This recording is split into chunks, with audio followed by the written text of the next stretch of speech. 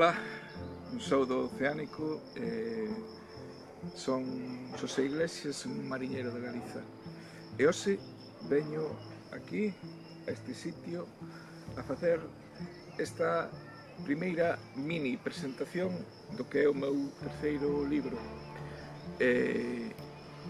Esta vez non é un libro de poesía, sí que é un libro de poesía visual, auténtica poesía visual, pero este libro enmárcase do que é os álbumes ilustrados, é dicir, o que vai primar aquí, en este Nación Mar, non vai ser a palabra, senón que vai a ser a imaxe. Un libro nacido completamente co cerne na Costa da Morte, e nado precisamente aquí, en este bote que vedes aquí, o que queda deste bote. Atopeime con estas cadernas, con estes bordes que quedan aquí fai aproximadamente 2 anos. Isto que vedes aquí é o xerme, o inicio de cando eu empecé a ir ao mar.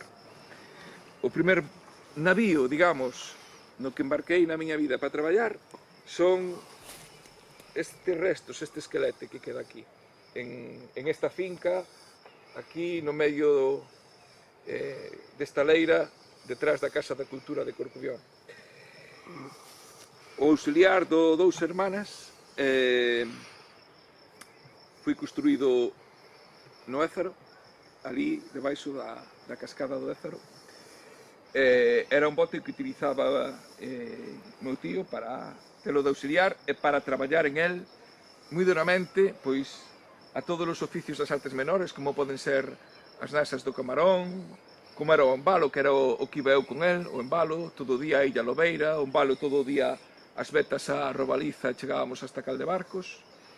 Entón, eu me topei con el, xa vos digo, aproximadamente fai 2 anos, e sentín unhas vibracións especiais.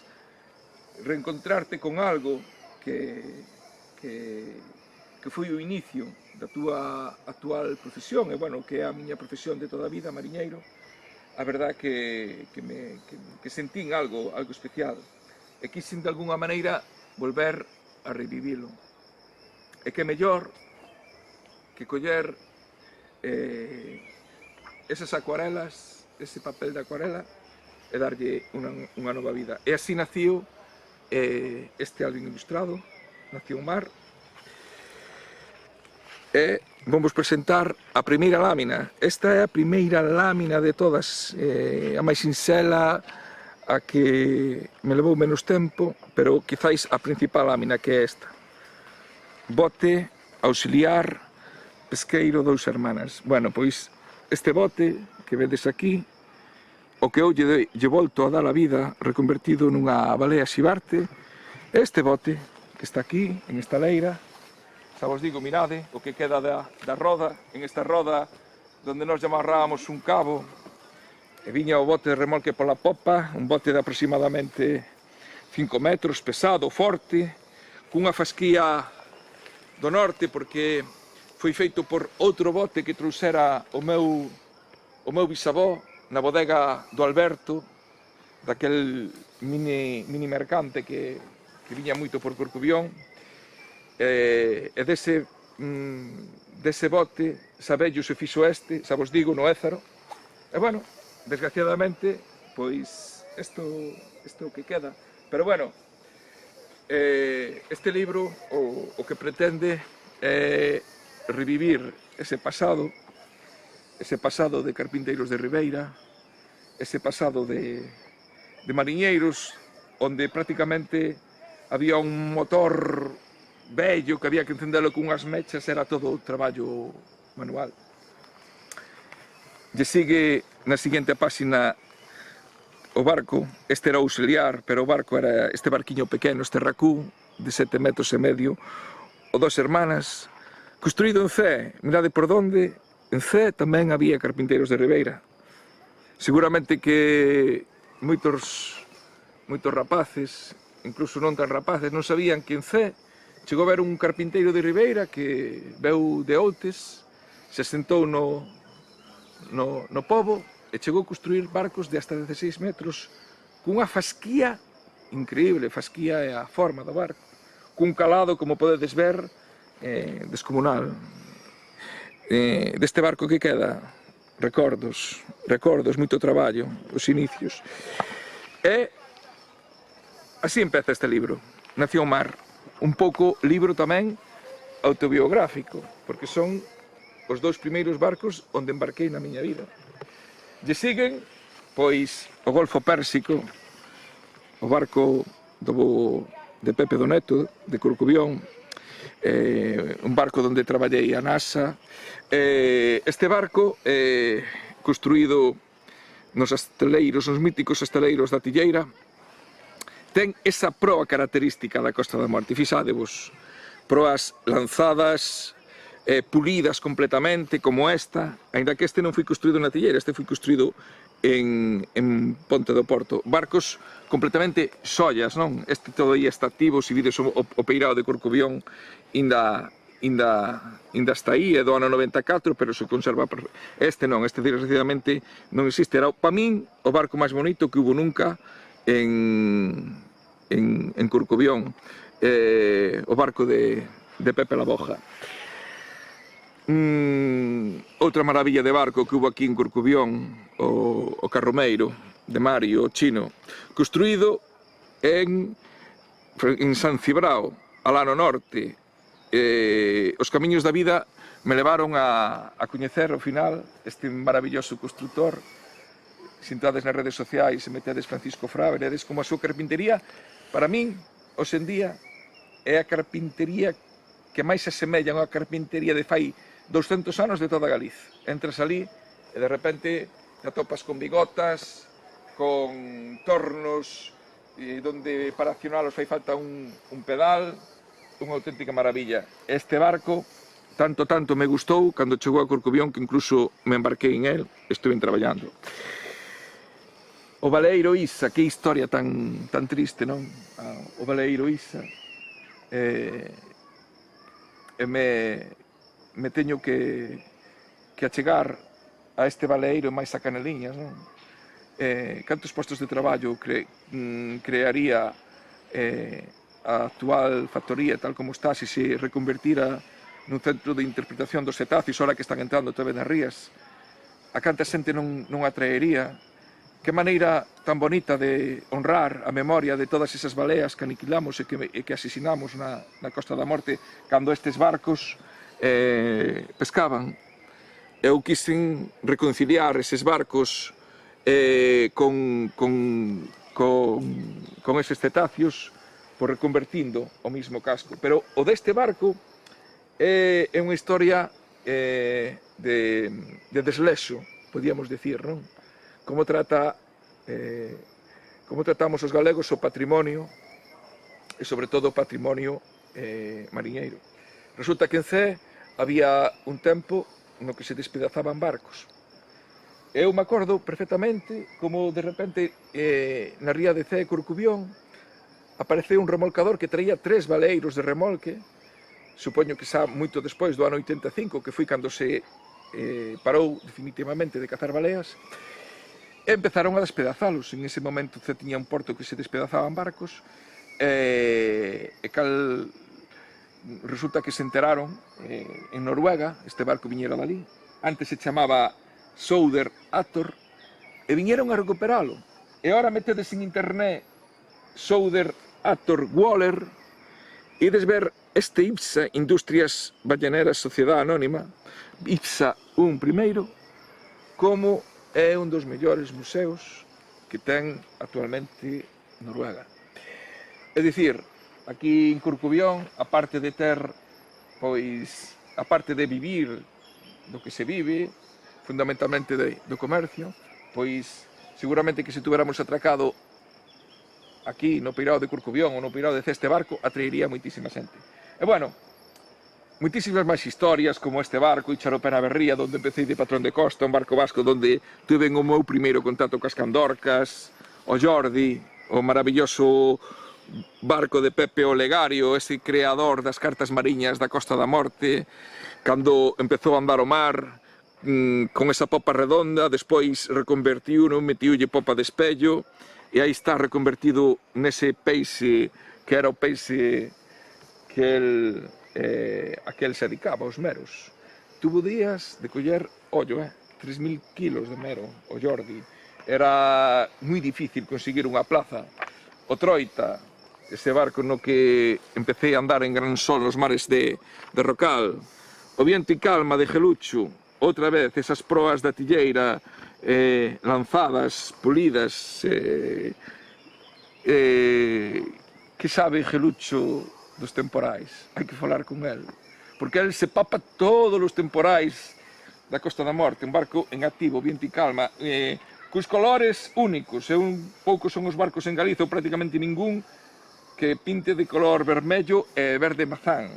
O Xiro, ora chamase sempre Urbegui, pero este é un mito na Costa da Morte. Cantas... Eu creo que este barco, si puséramos as sardiñas sobre unha estrada, unha detrás de outra, eu creo que darían a volta ao universo inteiro, xa non sería a volta á Terra. Canto pescou este barco, e que ainda está vivo, xa vos digo, ora pinta de outro color, e anda moito polas augas de Coruña.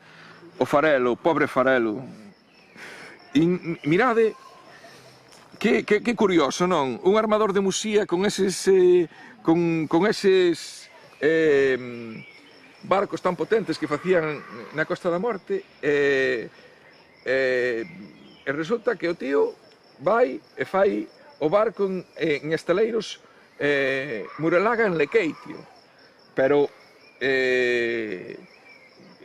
a verdade é que foi un bo acerto, porque foi un barco moi mariñeiro, doulle traballo a moita xente de Muxía, e se convertiu no que é un mito. E aquí está o Farelo para a inmortalidade.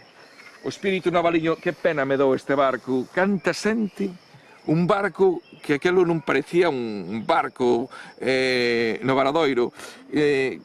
Canta xente fixo falta para construir este navío, non sei o que sei, igual 20 personas. Sabedes como acabou este barco? No porto da Coruña cunha pá, chas, e aí caeu todo. Bueno, pois aquí está o espírito navaliña, outro coloso do porto de Muxía, para quedar inmortalizado. O José Alberto, que actualmente está en Laxe, na entrada, prácticamente apodrecido, pouco máis aguantará que, eu que sei, 2-3 anos, reconvertido no faro do pobre Laxe. Man, queremos este man, eu dende logo quero a man. Eu fun, creo que un deses afortunados que quixeron ir a coñecelo a Camelle, e de deixar a miña pegada en esas libretiñas cando tiña 18 anos. E, bueno, quixenlle facer unha homenaxe a man e o barco este, o Rachón de Camelle, un barco indestructible que a familia quería conservar, sin embargo, as autoridades, a administración, non lle deixou e finalmente acabou despedazado fai pouco, un barco construído no mesmo porto de Camello. Espírito Polvo, mirade pa aí como este patrón está aí na ponte pensando tanto nos polvos que ao final prácticamente o patrón é un home polvo. O Margarita del Mar, cantas veces os que íbamos a Muros, víamos ese peirao do Pindo, ese barco tan bonito, pintado tamén, o do señor Maño. O meu, o primeiro billar, un barco que eu comprei porque non foi a primeira opción que me atopei, e aí está un barco franco, un barco fiel, por eso o quisen convertir en esas baleas maravillosas que son as baleas blancas. Da madeira balea, falo tamén das embarcacións tradicionais, os galeóns. Aquí está o precioso, un barco da Illa da Rosa, espírito Adelino Manuel, o precioso, un barco que ahora non vos podo dicir, pero igual que ten prácticamente 80 ou 90 anos, aí convertido tamén nunha balea franca, as Dornas, esas embarcacións emblemáticas do noso povo, sobre todo nas Rías Baixas, non? Espírito Dorna, e como non, falando da Costa da Morte, tuvo que aparecer, e ten que aparecer, e ten que estar presente a lancha aceiteira, esa embarcación desaparecida da nosa costa, porque non hai absolutamente ningunha, bueno, hai unha en Lira, unha réplica, pero que era a embarcación que había na Costa da Morte a principios de século. Mirábamos o horizonte, o que se vían eran as lanchas aceiteras que se dedicaban a coller sardiña co arte do xeito, e esas velas de relinga. O señor Maño do Pindo, que actualmente está a piques de cumplir 90 anos, explicoume unha a unha as partes da lancha aceiteira. Aparecen aquí as posicións do pau, un pau en posición de mallete, pau en posición de candela, pau en posición de tilla, é dicir, aínda que é unha lámina pequena, todas estas palabras que hai aquí son exclusivas da lancha aceiteira. Proas, estas proas míticas da Costa da Morte, aquí teño que falar dos carpinteiros da Costa da Morte que construían quillas que rompían os cons. Actualmente, se ides por aí pola zona de Candoas, da Tilleira, aínda podedes ver, cando vais a marea, eses longos troncos de eucalipto que están á espera de reconvertirse en estas quillas. Aquí os barcos de Martín Senande, ese carpinteiro que é capaz de construir con esas tábuas deuses tan maravillosos e tan bonitos como estes. Aquí, a nao San Juan, un homenaxe tamén aos primeiros baleeiros da Península Ibérica, os vascos, que xa na Idade Media viñeron ata Galicia e nos aprenderon a pescar as baleas dende a costa. Esta é a nao San Juan. Este barco apareceu a mediados do século pasado. O seu casco apareceu fundido nada máis e nada menos que en Red Bay, en Canadá. Imaginádevos os vascos con naos chegando ás aguas de Islandia e chegando a Canadá.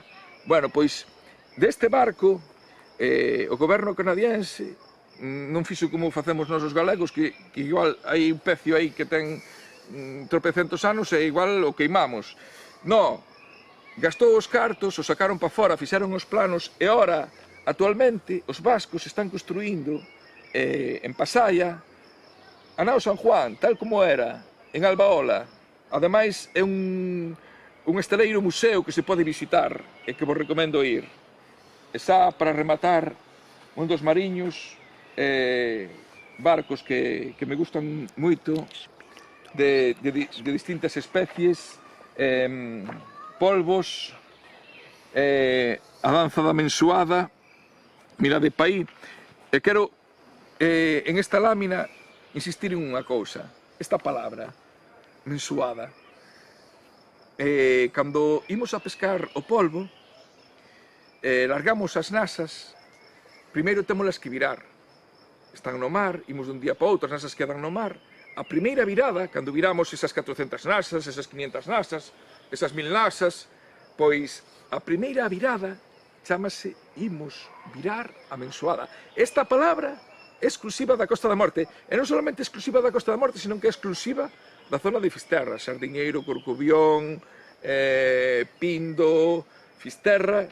Eu quixen facerlle un homenaxe a esta palabra con esta danza dos polvos, a danza da mensuada. A carta baleira de Fisterra, todas as baleas que pasan por enfrente de Fisterra, a balea azul, o cachalote, a xibarte, as aliblancas minqui, as candorcas, os caldeiróns, excepto esta, que a metín porque pasaba. Esta, a balea franca, desgraciadamente, foi extinguida cando se cazaban as baleas, a balea franca. O Fitio Fagra, afundido en Camelle, cantos naufraxios hubo na Costa da Morte. Xa eu, cada que teño, xa me tocou vivir pois o Casón, xa me acordo de aquel barco que encallou en Talón, o Good Lion, aquí na Punta Galera tamén, o Frihap, pero bueno, nada que ver, pues, por exemplo, con esas tragedias tan grandes como Mareseo ou Prestige, non? Estos son barcos que naufragaron, pois eso, a finais do século XIX, donde cando había néboa, pois navegabas, pasabas tan preto da costa, era moi fácil que, ou cando había esos temporais que hai aquí, non, era moi fácil que houvese esos naufraxios, por eso hai tantos naufraxios en esta costa. O espírito Ansel Aún, o meu compañeiro alá na Coruña, Julián, que é un artista pescando robalizas, que quería que o seu barco se convertise nunha robaliza, e aí está. O Arte do Arrastre, aquí o Pino Ladra, este barco precioso, de celeiro, co seu armador, José Pino, que é unha auténtica enciclopedia mariña, e quiso que o seu barco se convertira en un deus abisal, como é o cachalote, que sabedes que pesca krakens, calamares gigantes en eses fondos abisais, onde traballa el. E xa por último, o libro remata cunha homenaxe a este barco. Este barco é moi importante. Para min, que está este libro, que está este barco, este navío aquí, en este barco, perdón, que está este navío en este libro, para quen o lea, saber que aquí hubo unha época nos anos 1980 que viñan barcos dos países do norte a tirar basura radiactiva en frente das nosas costas, que eu falo con moitísima xente, incluso xente xa da miña edad, que nin se lembran, e que houbera barcos que o facían, e que de repente pois uns activistas, ecologistas, periodistas, fotógrafos se subiran en este barco que quiso ceder o armador para denunciar o mundo que estaba pasando, o Xurelo. A verdad que é todo un orgullo para min que este barco, o Xurelo, este en este libro, o Nación Mar, porque gracias a esas accións que fixeron eles,